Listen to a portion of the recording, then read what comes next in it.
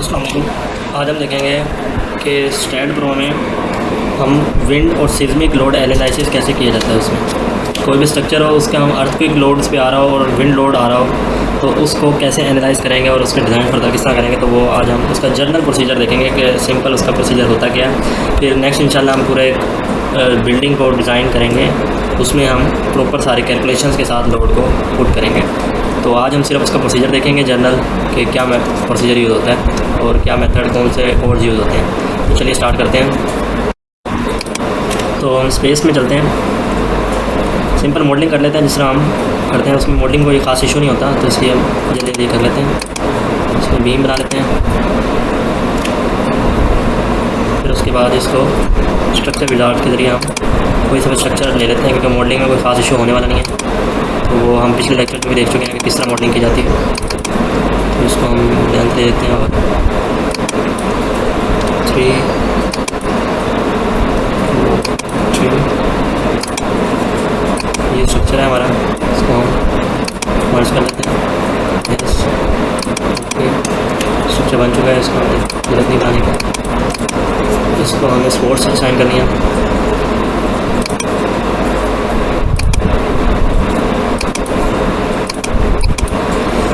Sports लगानी है तो स्पोर्ट्स पे क्रिकेट स्पोर्ट्स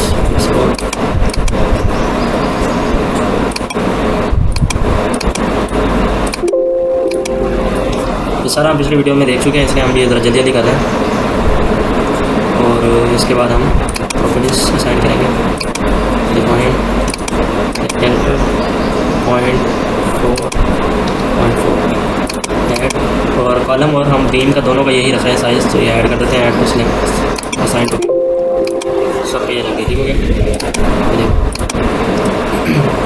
अब इसके बाद आपको लोड की तरफ जाना है, जो कि हमारा मेन एम है। आज हमें सिस्मिक और विंड लोड दोनों को एनालाइज करना है। इसका प्रोसीजर देखेंगे तो यहाँ पे डेड लोड केस पे जाते हैं ऐड। तो यहाँ पे पहले हमें एक डेड लोड ऐड करना है, दूसरा हमें लाइव लोड का केस ऐड करना है, तीसरा हमें विंड लोड ऐड करना है, फिर उसके बाद सिस्मिक लोड, ठीक है। तो ये क्या करते हैं, ये हमारा सिस्मिक लोड है, सॉरी ये विंड लोड है हमारा, नाम ले देते हैं।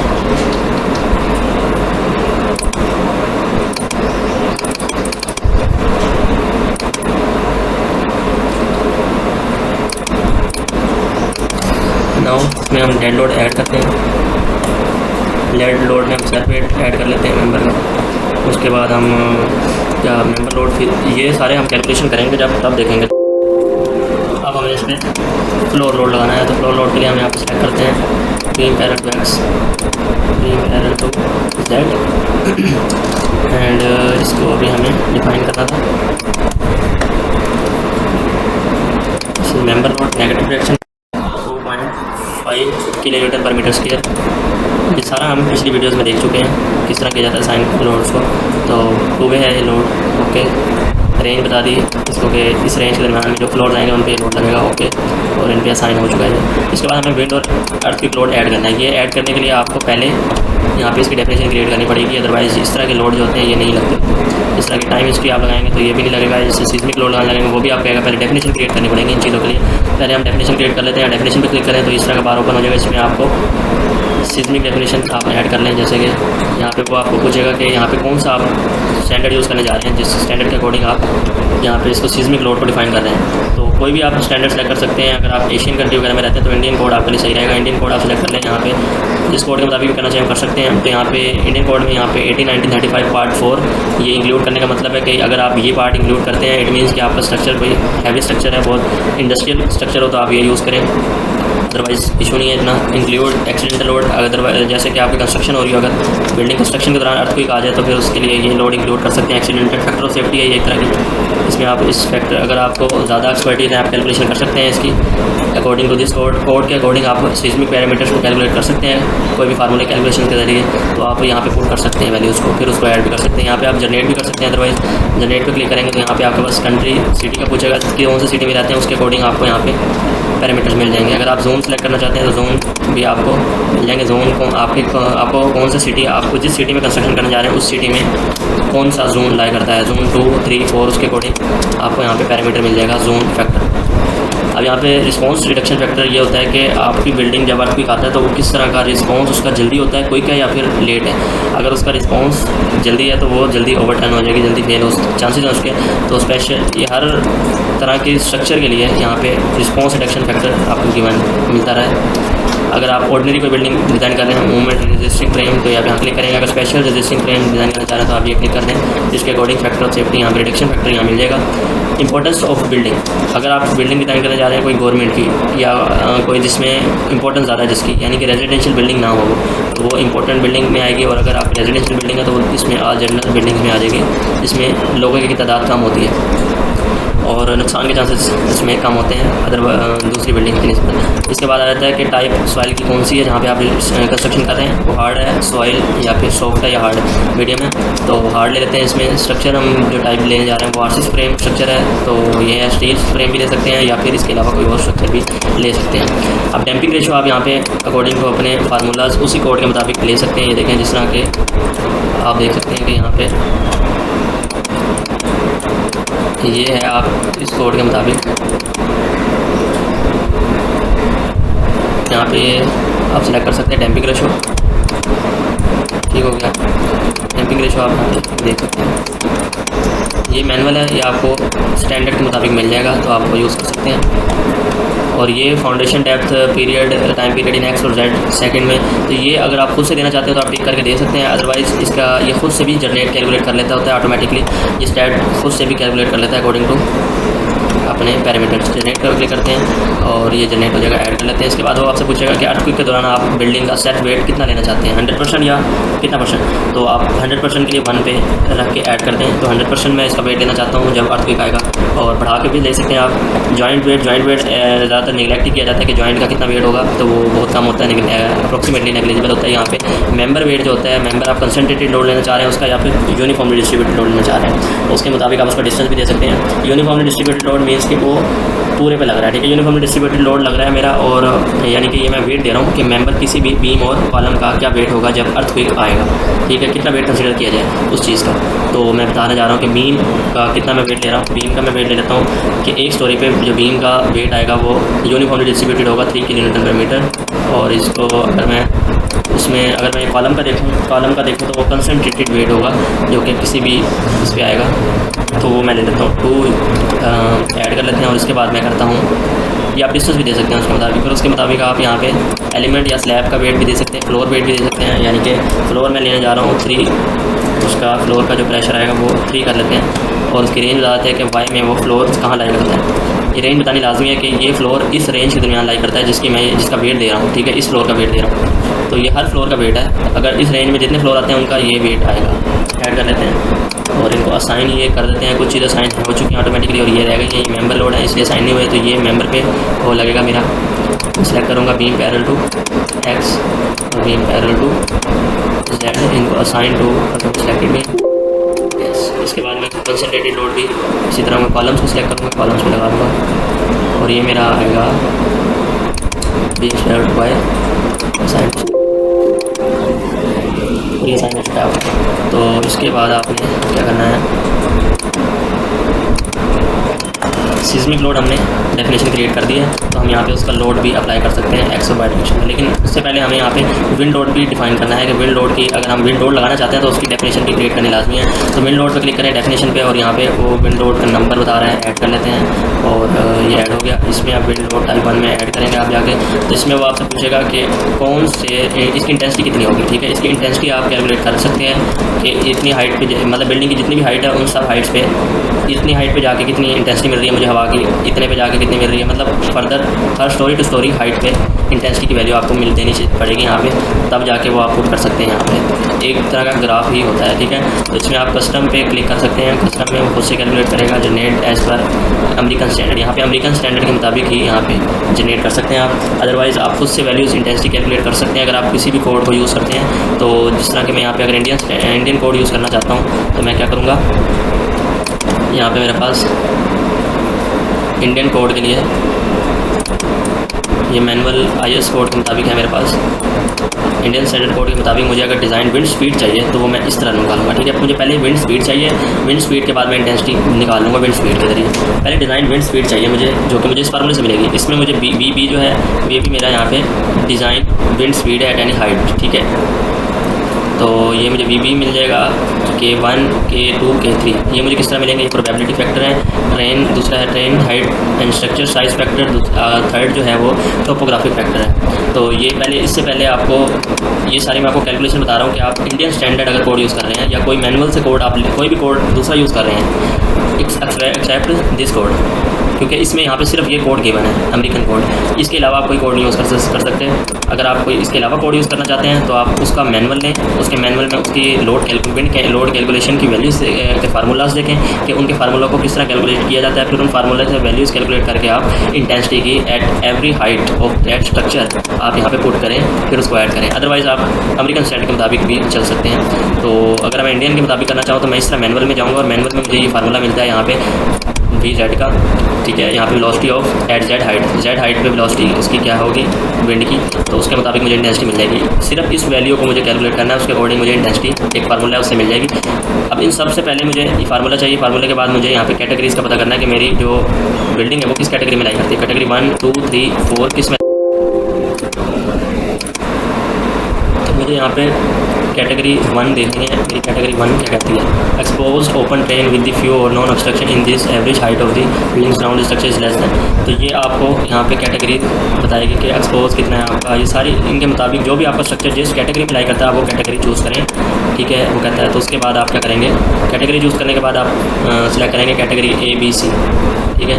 आपको यहाँ पे अपनी पहले कैटेगरी 1, 2, 3, 4 में से सेलेक्ट करनी है कौन सी कैटेगरी। फिर फर्दर आपको क्लास सेलेक्ट करनी है कि आपकी स्ट्रक्चर कौन सी क्लास में लाई कर रही है, क्लास A है या फिर क्लास B है या फिर क्लास C है। तो क्लास A, B, C के लिए आपके पास यहाँ पे आपको स्टैंडर्ड्स गिवन है, स्पेसिफिकेशन गिवन है। फिर उसके बाद आपको पता लग जाता है कि आपका स्ट्रक्चर कौन सी कैटेगरी में और कौन सी क्लास में लाई करता है। तब आप जाके वैल्यूज़ K1, K2, K3 की कैलकुलेट कर सकते हैं क्लास ऑफ स्ट्रक्चर, ठीक है। क्लास जो होगा उसके मुताबिक स्ट्रक्चर का आप यहाँ पे वैल्यूज़ ले सकते हैं। Design life of structure in a year वो भी गिवन है। फिर उसके अकॉर्डिंग K1, K2, K1 की वैल्यूज़ इसमें आपको मिल जाएंगी, ठीक हो गया। तो K1 की फैक्टर की वैल्यू आप यहाँ से कैलकुलेट कर सकते हैं। अगर आपको कोई रेंज के दरमियान आ रही है वैल्यू तो आप इंटरपोलेट करके भी ले सकते हैं। इसके बाद आप K1 आपका यूँ कैलकुलेट हो जाएगा। यहाँ पे K2 कैलकुलेट करने के लिए एक और टेबल है।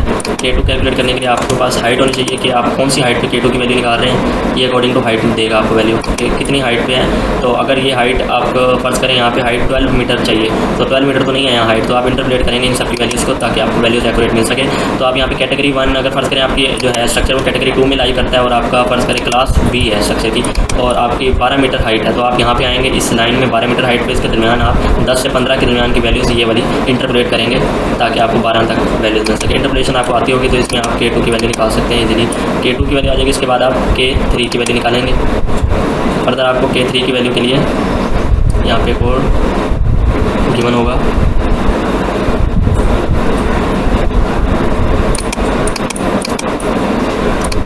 K3 के लिए आपको यहाँ पे ये रेंज ये गिवन है, ठीक है। तो आप ये सारा इसके मुताबिक अकॉर्डिंग टू दिस K3 की वैल्यू कैलकुलेट कर सकते हैं। तो फर्दर ये काफ़ी डिफिकल्ट हो जाएगा अगर आप अपने कोड के मुताबिक करना चाहें। अगर आप अमेरिकन के मुताबिक करना चाहें तो वो तो ऑटोमेटिकली ये जनरेट करके दे देगा, ठीक है। ये 3 आपने वैल्यूज़ कैलकुलेट कर ली इन कैटेगरीज के मुताबिक जो मैनुअल में आपके कोड के मुताबिक गिवन होंगे। पहले आपने वो कैलकुलेट करनी है, फिर आपने फार्मूले पुट करनी है एंड देन आपको हर हाइट पे वो फार्मूले में वैल्यूज़ पुट करके कैलकुलेट करते जाना सिंपली और वो पुट कर देना। तो यहाँ पे डिज़ाइन अब आपने जो फर्ज करने ये सारी वैल्यूज़ कैलकुलेट कर ली, आपने पुट की उस फार्मूले में, तो आपको डिज़ाइन वेलोसिटी मिल गई एट स्पेसिफिक हाइट। उस हाइट पे आपको वेलोसिटी मिल गई और वेलोसिटी आप पुट करेंगे उसका स्केयर करके आप 0.6 से मल्टीप्लाई करवाएंगे इंडियन स्टैंडर्ड के मुताबिक, तो आपको इंटेंसिटी मिल जाएगी उस हाइट पे एट स्पेसिफिक हाइट जिस हाइट पे आपने वेलोसिटी फाइंड की थी, ठीक है। तो ये तो था तरीका इंटेंसिटी फाइंड करने का, ठीक है। यहाँ पे बस शो भी किया बस कि यहाँ पे ये जो है विंड प्रेशर है यानी कि इंटेंसिटी है और ये विंड वेलोसिटी है कि आपने फाइंड किया एट स्पेसिफिक हाइट। आप यहाँ पे पुट कर सकते हैं इंटेंसिटी एट हर हाइट पे आप कैलकुलेट करें और पुट करें, ठीक है। तो ये भी कर सकते हैं। इसके अलावा आप अगर ये स्ट्रक्चर आपने जो भी बनाया है उस स्ट्रक्चर के अकॉर्डिंग खुद से यहाँ पे कैलकुलेट करके वैल्यूज़ आपको देगा automatically according to this standard, ठीक है। इस स्टैंडर्ड के मुताबिक चाहिए तो वो इजीली आपको मिल जाएंगे। आप कैलकुलेट करें, आप एक कैलकुलेट पे क्लिक करेंगे तो यहाँ पे वो मेन बिल्डिंग डाटा भी ले सकते हैं आपसे। ये सारा डाटा आपको देना पड़ेगा इस मुताबिक इस कोड के मुताबिक, ठीक है। आप इस पर ओके पे क्लिक करें अगर आपको यहाँ पे कोई वैल्यू चेंज करनी है। एक्सपोजर कैटेगरी कौन सी है, B, A, B, C, exposure का मतलब कि आपकी बिल्डिंग कितनी एक्सपोज टू दैट लोड है, कि वो जो विंड लोड आ रहा है वो कितना एक्सपोज है, यानी कि विंड लोड पूरा का पूरा 100% बिल्डिंग पे लग रहा है, कितना परसेंट लग रहा है, तो उसके मुताबिक कैटेगरीज में इसको डिवाइड किया होगा। स्ट्रक्चर, बिल्डिंग स्ट्रक्चर कौन सा है आपका, सॉलिड है, किस टाइप का, तो बिल्डिंग स्ट्रक्चर है हमारे यहाँ, तो आप कोड उसके मुताबिक साल भी यूज़ कर सकते हैं कि कौन से साल का कोड यूज़ करें। तो अप्लाई कर देते हैं और इसको ओके करते हैं। यहाँ पे देखें, ये सारी हर हाइट पे आपको टोटल हाइट आपकी 12 मीटर, उस पर आपको यहाँ पे विंड लोड दे चुके हैं, दे दिया उसने, इंटेंसिटी दे दी है विंड की km/m² में। अब इसको आप ऐड कर लें, सिंपली ऐड, इसमें आप फैक्टर ऑफ सेफ्टी कितना एक्सपोज है ये आप बताना चाहते हैं कि यहाँ पे ये विंड लोड जो है वो कितना एक्सपोज है, इसके एक्सपोजर कितना है, 1% है, यानी कि 100%। 1 लिखेंगे तो इट मीन्स कि 100% आपका जो है जो बिल्डिंग है वो एक्सपोज टू डैट लोड है, ठीक है। तो चूँकि ओपनिंग भी होती है किसी भी बिल्डिंग में, तो 100% नहीं हो सकता, उसमें कुछ रिडक्शन होती है, तो आप 0.85 कर लें, जो है 0.85, यानी कि 85% जो है मेरी बिल्डिंग एक्सपोज है, यानी कि उस लोड का सामना कर रही है। ऐड कर देते हैं और ये एक्सपोजर जो है ये असाइन टू व्यू कर देते हैं, क्योंकि एक असाइन नहीं हुआ किसी को। तो यहाँ पे आप जोन इसको ओपन करें तो ये भी सारी वैल्यूज असाइन कर चुके हैं आप। अब इसके बाद आपने ये विंड लोड और अर्थक्वेक लोड को डिफाइन कर दिया कि ये कौन से कोड के मुताबिक, कौन से पैरामीटर्स के मुताबिक आप लेने जा रहे हैं इसका कोड लोड। तो अब विंड लोड और अर्थक्वेक लोड लगते हैं 2 डायरेक्शन में, यानी कि प्लेन में लगते हैं, इस डायरेक्शन में भी लग सकते हैं और इस डायरेक्शन यानी कि एक्स में भी और जेड में भी। तो यहाँ पे विंड लोड जो है इसको अभी डिलीट कर देता हूँ और अर्थक्वेक लोड इसको भी डिलीट कर देता हूँ। तो मैं यहाँ पे जाके दोबारा से लोड केस डिफाइन करता हूँ, जिसमें मैं यहाँ पे सीजमिक लोड लूँगा और अर्थक्वेक लोड लूँगा इन एक्स डायरेक्शन, उसके बाद मैं लूँगा in Y direction, sorry in Z direction, ठीक है। तो 2 डायरेक्शन में लोड लगेगा। इसी तरह मैं विंड लोड भी लूँगा, wind load in X direction, उसके बाद wind load in Y direction, Z direction. तो ये मैंने लोड ले लिया। अब मुझे एक्स डायरेक्शन में जो लोड है वो लगाने हैं, तो उन पर ऐड करता हूँ मैं एक्स डायरेक्शन में। तो यहाँ पे मैं विंड लोड पे अर्थक्वेक लोड पे जाता हूँ, चूँकि मेरा ये अर्थक्वेक लोड टाइप है। मैंने यहाँ अर्थक्वेक लोड लगाना है, कहाँ गया अर्थक्वेक लोड, सीस्मिक लोड। अब इसमें मुझे एक्स डायरेक्शन में लोड लगाना है और फैक्टर 1 रखना है। अगर मैंने नेगेटिव एक्स डायरेक्शन लगाना चाहता हूँ तो मैं फैक्टर -1 कर दूँगा, ऐड। अब मुझे इसमें पॉजिटिव एक्स डायरेक्शन में लोड लगा दिया है मैंने, ये देखिए। अब इसमें मुझे वाई जेड डायरेक्शन में लगाना है, seismic load in Y direction, positive Y direction okay करते हैं। यहाँ पे एक्स डायरेक्शन में ये विंड लोड है जो आप एक्स डायरेक्शन में लगाएंगे, विंड लोड भी ये आप लोड सारा डिफाइन कर चुके हैं, ठीक है। पीछे सीस्मिक लोड में क्या कौन कौन से लोड आएंगे, सीस्मिक लोड जब अर्थक्वेक आएगा तो कौन कौन से वेट आएंगे, कौन से, सब कुछ आप डिफाइन पैरामीटर्स को कर चुके हैं पहले। अब आप लगा रहे हैं, इसकी डायरेक्शन बता रहे हैं इसको सिंपल कि एक्स डायरेक्शन में भी लगेगा ये और वाई डायरेक्शन में भी लगेगा। अब आप यहाँ पे बताएंगे विंड लोड एक्स डायरेक्शन में भी लगेगा और फैक्टर 1 होगा जिसका ऐड करते हैं। और जबकि आप यहाँ पे इसकी रेंज भी दे सकते हैं कि रेंज क्या होगी, वाइड रेंज 16 मीटर कर लें, क्योंकि मेरी बिल्डिंग की हाइट 15 मीटर है, तो 15 मीटर हाइट पे पूरे पे जो विंड लोड लगेगा ये होगा, ऐड कर लें। और इसके बाद मुझे यहाँ पे एक और लगाना है लोड, तो विंड लोड पहले वाला डिलीट कर दें क्योंकि इसमें रेंज नहीं थी, ये सिंपल यहाँ लगेगा, लगा हुआ था। ये देखिए ये भी यहीं पे है, दोनों इक्वल हैं, तो इतना इशू नहीं है क्योंकि आपको फुल बिल्डिंग में लग गया। आप इसमें रेंज दे दें ना दें इशू नहीं है। इसके बाद आप जेड डायरेक्शन में इसको लोड देने जा रहे हैं, विंड लोड कि जेड डायरेक्शन में हवा जो है वो किस तरह एक्ट करेगी। तो यहाँ पे जेड डायरेक्शन में मेरा पॉजिटिव डायरेक्शन में फैक्टर 1 के साथ लोड लगेगा, ऐड कर लें। ये देखें जेड डायरेक्शन में आपका लोड लगा। अब ये नेगेटिव डायरेक्शन में भी हो सकता है लोड, बिल्कुल हो सकता है। तो मैं ये यहाँ पे नेगेटिव में भी यहाँ पे लोड लगा देता हूँ, एक्स में भी मैं एक और ऐड करता हूँ जो कि नेगेटिव में भी लगेगा लोड, उसमें यहाँ पे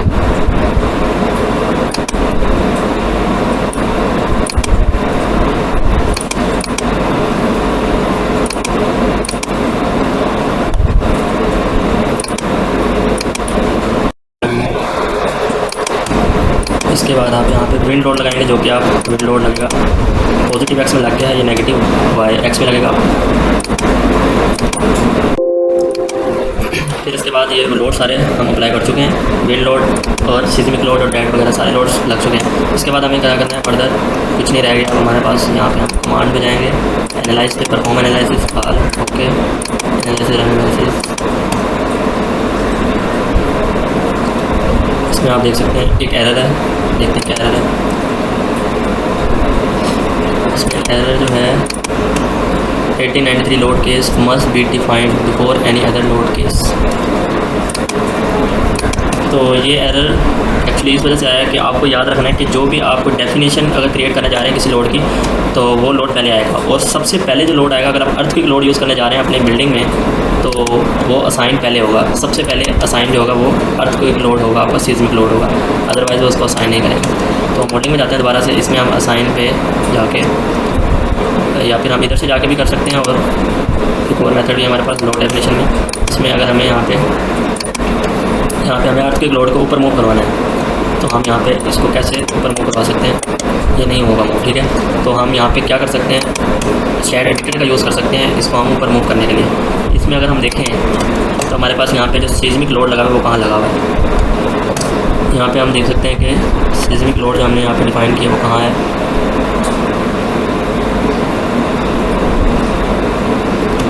यहाँ पे हम फ्लोर लोड लग गया, हमारा ये सेल वेट है, ये जोन है। इधर आप देख सकते हैं यहाँ पे सीस्मिक लोड जो है वो यहाँ पे डेड लोड जो लगा हुआ है उसके नीचे है। तो मुझे ये सारा ऊपर मूव करवाना है इसको। तो यहाँ पे लोड टाइप इन एक्स, इस सबको मैं ऊपर मूव करवा देता हूँ। लोड, मुझे सीस्मिक लोड जो है ऊपर मूव करवाना है सारा।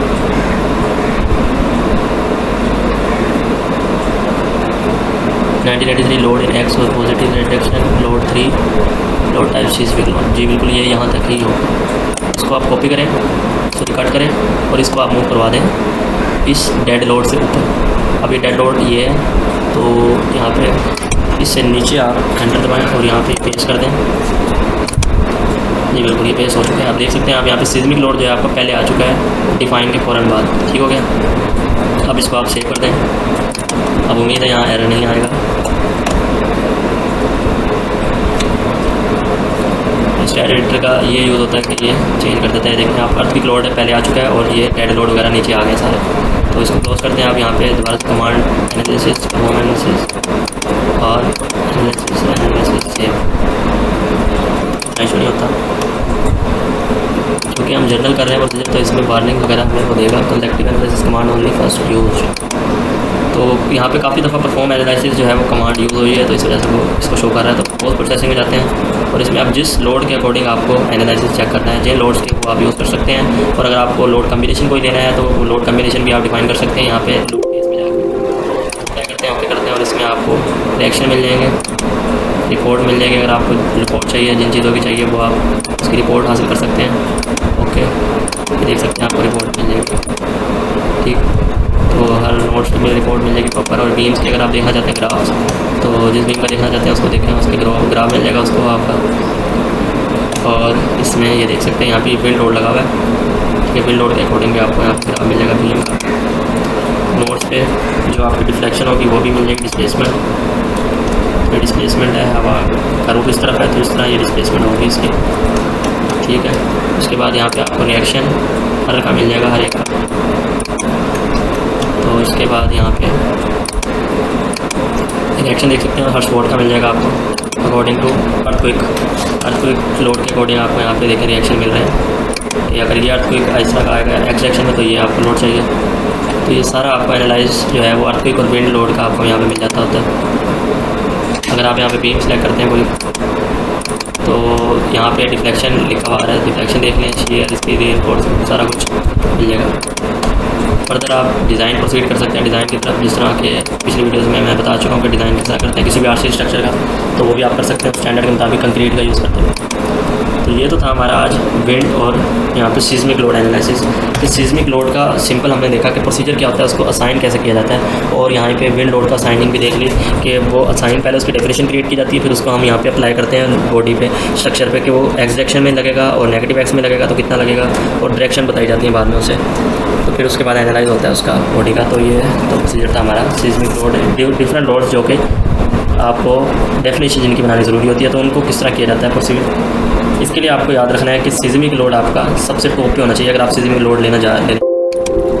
यहाँ पे एक और बात याद रखें कि वो जो हम यहाँ पे सीस्मिक लोड डिफाइन कर रहे थे, तो सीस्मिक लोड डिफाइन जनरेट करते हुए उसमें आपको बताया था कि टाइम पीरियड जो है वो खुद डिफाइन कर आपको कैलकुलेट करके देगा। तो यहाँ पे आप देख सकते हैं, यहाँ पे रिजल्ट्स में जाएंगे तो आपको यहाँ पे ये देखें आपको मिल जाएगा कि एक्स डायरेक्शन में जो सीस्मिक लोड लग रहा है उसमें आपके पास टाइम पीरियड ये है, एक्स डायरेक्शन में लोडिंग इतना टाइम पीरियड है पर सेकेंड 0.57 मंथ। और यहाँ पे एज सरफेस एरिया पर ग्रेविटी पर इसमें इस कोड के मुताबिक यहाँ पे इसकी वैल्यू गिवन है। लोड फैक्टर आपके पास ये गिवन है, वी क्या है पर स्टैंडर्ड के मुताबिक ये है इंटू एक्स। अब इसमें वी की वैल्यू कैलकुलेट की हुई है इस फार्मूला, जो भी फार्मूला है उस स्टैंडर्ड के मुताबिक उसने कैलकुलेट करके दी है, जो अमेरिकन स्टैंडर्ड है, ठीक है। वी की वैल्यू आप अगर आप जो सा स्टैंडर्ड जो सा कोड यूज़ कर रहे हैं उसके मुताबिक मैनुअल से आप उसकी वैल्यू कैलकुलेट कर सकते हैं। तो ये वो फार्मूले के जरिए से अकॉर्डिंग टू अमेरिकन स्टैंडर्ड जो हमने यूज़ किया, तो ये उसके मुताबिक वैल्यू कैलकुलेट करके दे रहा है आपको। यहाँ पे मल्टीप्लाई कर रहा है दोनों वैल्यूज़ को, और यहाँ पे आपके पास किलोमीटर में लोड आ रहा है, ठीक है, सीज़मिक। और अब यहाँ पे इसके बाद यूनिट जो है किलोमीटर में, मीटर इसका लेंथ का यूनिट है, time period in Z direction जो है वो 0.5716 ये आ रहा है। तो ये खुद से वैल्यू भी कैलकुलेट करके देता है टाइम पीरियड वगैरह की। अगर आप इसको नहीं कैलकुलेट करके दे सकते तो ये खुद से जनरेट करके भी कैलकुलेट कर देता है रिजल्ट्स में।